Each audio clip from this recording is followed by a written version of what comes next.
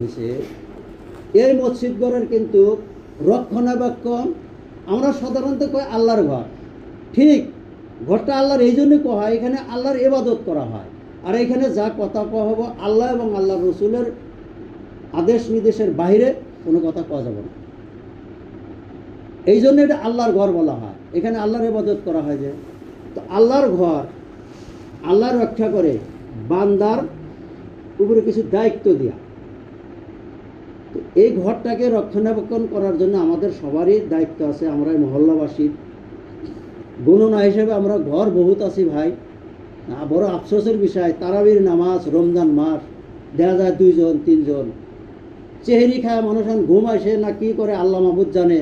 চেহারির সময় দেখা যায় 2 জন 1 জন এরকম। তো এই বিষয়ে একটু লক্ষ্য রাখা লাগবো।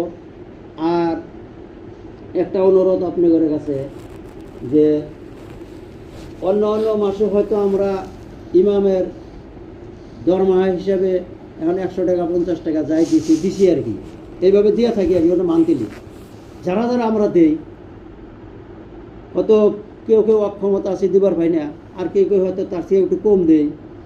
তো যে যতটুক দিছি, এবার একটু অনুরোধ হলো এই রমজান মাসের উপলক্ষে 100 আলার 200, 50 আলার 100 এটুক করে আমরা দিমু। আর এই টাকাটা ধরেন সবাই একটু এই 100 বা 50 বা 200 টাকা কিন্তু ইচ্ছা করলে কিছু না। কারণ একজন মানুষ যখন যাওয়া হয় একটা বাড়িতে, যে লোকটা যায় ওরও কিন্তু সংসারের কাম থাকে, ঝামেলা থাকে।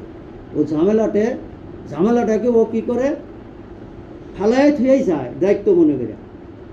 কারণ একটা জায়গায় গেলে দুইটা তো আর একসাথে হয় না, বাড়ির ঝামেলাটা তখন বন্ধ করে থিয়া